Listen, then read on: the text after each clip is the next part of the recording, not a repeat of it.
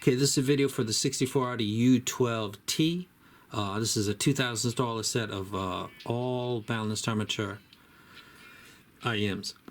12 per side. It's not the 12BA like sometimes Chi-Fi does 6, and they call it 12. There's 12, and there's 12. You take a look at the frequency graph. This was done about an hour ago. I did two of them. They come out the same. They've emphasized the bass slightly because it's a balanced armature, and that would be a wise choice. The come down, I'll go ahead and pick this up and show it to you. The fundamental endpoint of bass is essentially about 330 hertz, and this is coming down clean and clear and going into the mids without any problem. They tuned it very well.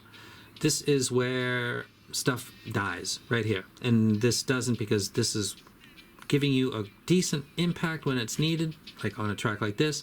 And the mids, which are critical, it's the difference between crap and good, or good and great. It usually lives right here.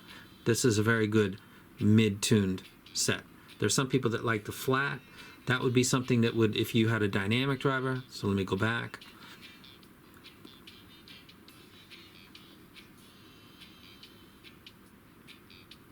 This is a dynamic driver. So though it's tuned flat, this is the Roland. Though it's tuned flat, it still gives that very slight tactile sensation because it is a dynamic driver. So you can do the perfect mids and bass. And you can afford to do that because you're using a dynamic driver. When you use a balanced armature driver, you've got to kind of compensate for that. I'll give you an example. I don't have the graph in front of me, but a Campfire Andromeda is a set that I was never a fan of. So that'll give you another reference point. If everything I say you don't agree with, then you'll think, oh, I love the Andromeda, so why even listen to what this guy says? So I'll tell you guys, I'm not a huge fan. I believe that balanced armatures, generally speaking, need to be carefully tuned in the bass, because you've got to, bass is we're talking about three major points of the frequency response: bass, mids, and treble. If the bass sounds slightly unnatural, you're kneecapping yourself right from the beginning. So you've got to slightly compensate. So a flat line like what I just showed you done by a BA will be totally lacking any tactile sensation at all, and might actually sound what the Andromeda sounded like to me, which was thin, lacking in weight. And there's also quite elevation in the treble. I just was not a fan of that set. Never was. Have been offered it 3 times.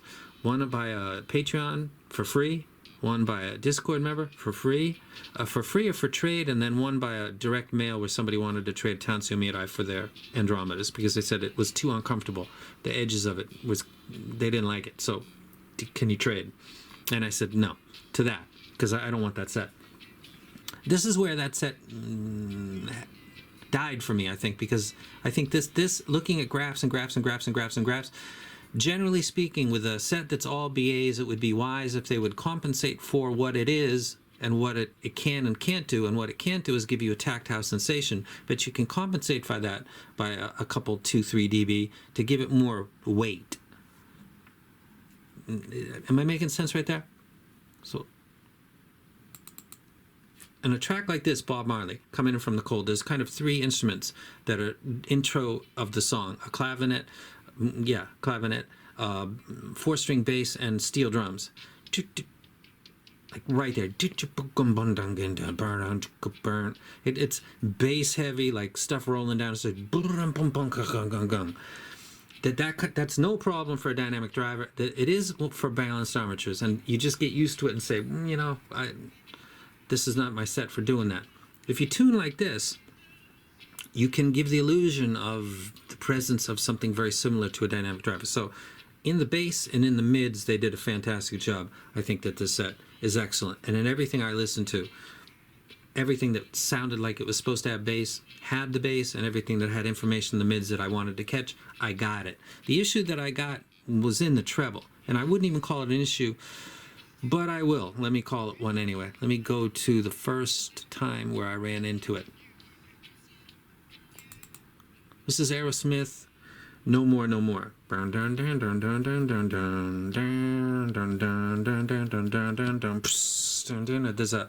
There's a hi-hat strike right there. Sometimes it sounds perfect on some stuff. Sometimes it doesn't sound perfect. On this particular set, it doesn't sound perfect for me. And I can't quite say why, because where this starts to roll off is the same point where the roll-in starts to go off. So if we take a look at this at 4K, and you see the next bar is where it starts to go off.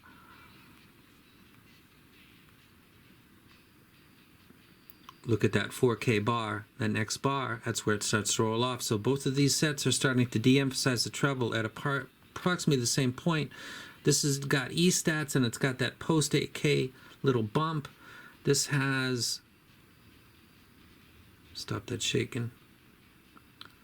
This has post 8K bump, and then it's got other bumps in the back. There's something about the cymbal strike that sounds not ideal to me, and it shows itself in another track.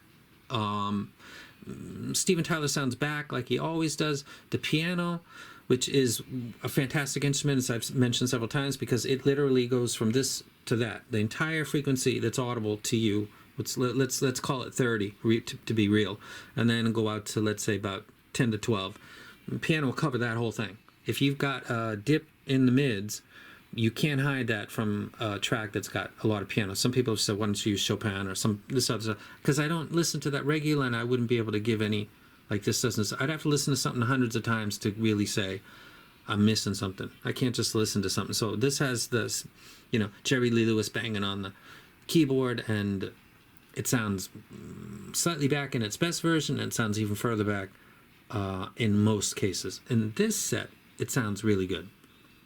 The cymbal strike sounds slightly weird, or not ideal for me anyway. Almond Brothers Band. This is a track called Melissa. I believe Dwayne Almond. There's the double S's in the name Melissa, and if there's a sibilant issue, it would likely show itself right here, because it often does. And there is no event happening like that in this. It's playing back good.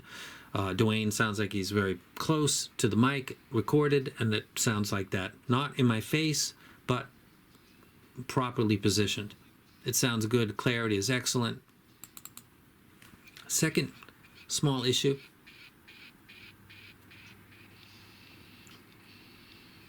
This is a distortion-laden track, and it's supposed to sound like that because Tony Iommi got some pedals and he's stomping on them a lot.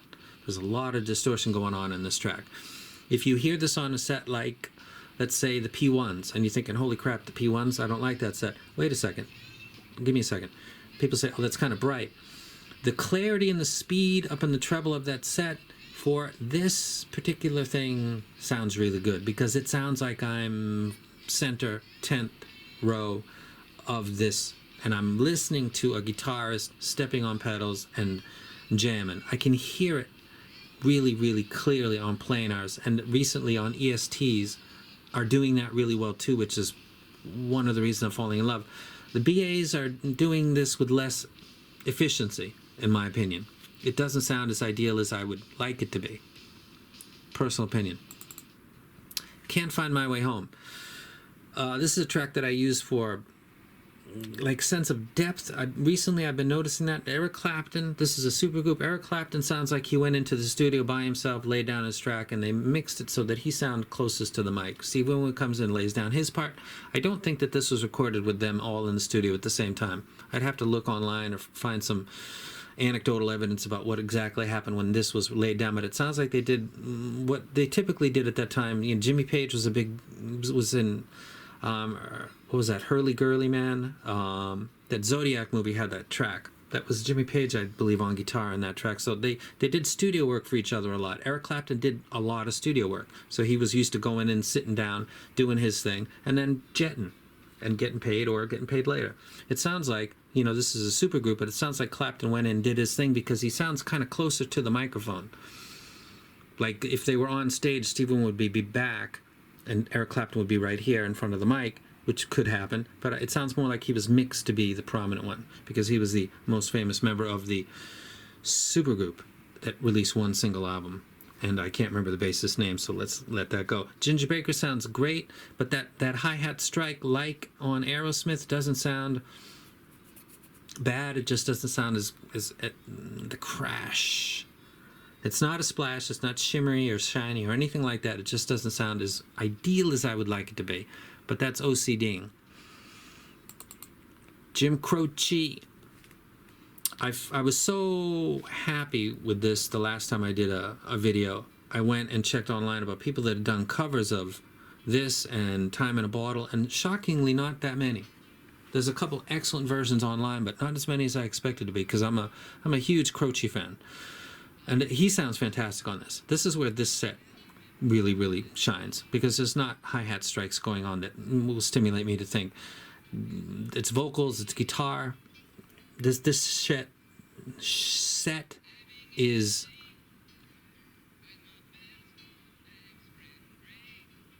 what a classic, man. Love it on this. Kendrick Lamar, Swimming Pools, Drank. This has got a modern bass mixed in. It's very heavy, but again, like Tupac, there's a lot of micro details going on within the track. There's no hi-hats that I know, and everything sounds really, really good. Very, very good.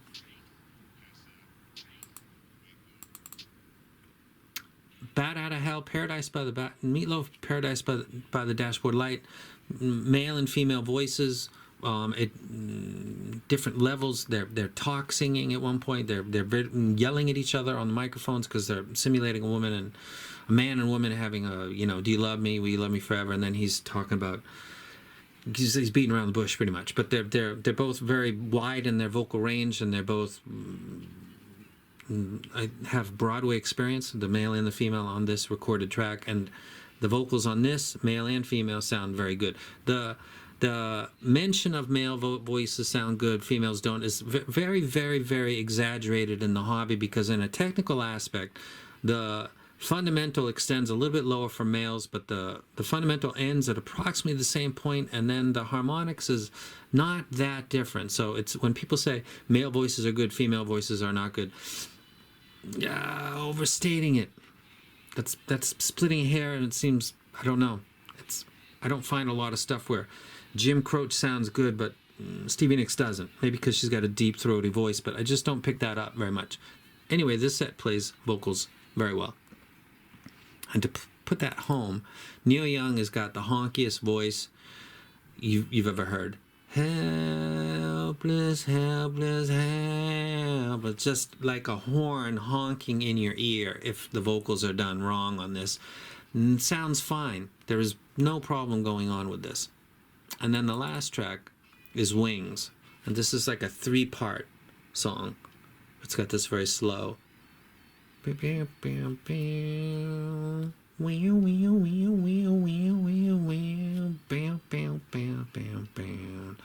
then there's an up a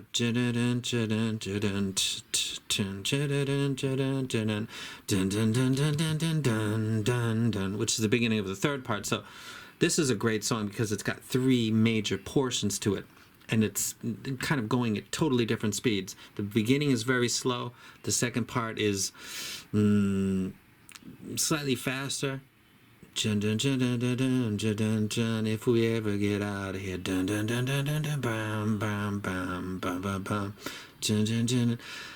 Paul McCartney post-Beatles. I'm going to jam this after this video is done. Do I think that this is a good set? I do think it's a good set. Does it do imaging and positioning very well? I think it does. For some reason, hi-hats don't sound ideal on this. They tuned the bass and the mids brilliantly. It's a good set. Is it worth $2,000? I'll leave that up to you. I think it's a lot better than the Forte in this person's opinion. I thought the Forte was a coherent. I could hear the dynamic driver. I could hear the balanced armatures. They did not sound like they were connected. I don't want that for $3,500. So I don't like that set, but I do like this set. Do I recommend that you buy this set?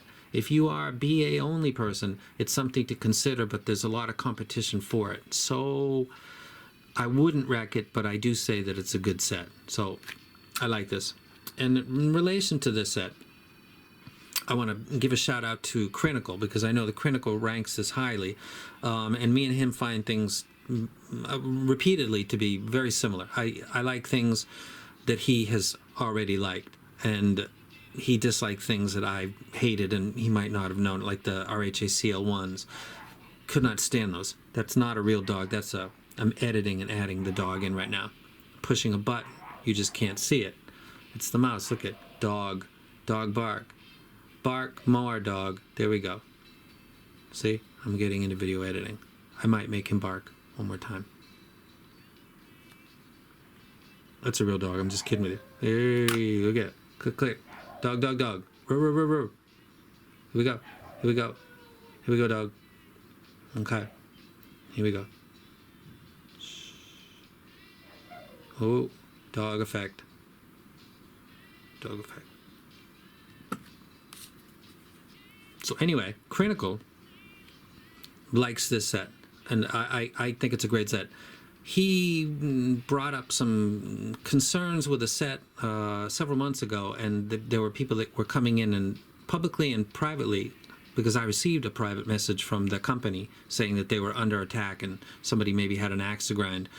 And that wasn't the case, actually. There was no issue because somebody didn't get something for free. There was no trying to stick up for another company and kneecap another company. It was just a poor tuned set. And looking at what took place yesterday on the internet, it's possible that unit variation was very, very, very, very much an issue. And he looks really good today because he stuck his neck out and stuck to his guns and didn't back down when people were putting pressure on it, and I got a great amount of respect for the dude. Always have. If he did more videos, I'd link to him. I'm going to tell you two people. One is Critical, and another one's called Taranku, I think. He did a listen to the Campfire Andromedas and basically described them the same way that I listened to him, and a couple other sets too. So Critical and Taranku are two people that you would be wise to check in with when you're in doubt for sets, because they seem to have a lot of experience and they don't seem to hesitate to say 99 people said this set's awesome. I disagree with them. They don't seem to have a problem with that, and it seems like lots and lots and lots of people do. So shout out to Critical. Time always tells, doesn't it? Yes, it does. And also a Taranko shout out because of his description of the Andromedas seemed spot on to me. So I'm out of here. That was a lot of your time. It's a fantastic set. Is it worth its price? That's a question that people don't get into because I don't know how much money you have in your bank account right now. I can't really say. They did a good job. They did a much better job than they did with the Forte. That's for sure. And this stomps shit out of the Andromedas. It's more expensive, but it's not even close. It's a real good set. And I'm out.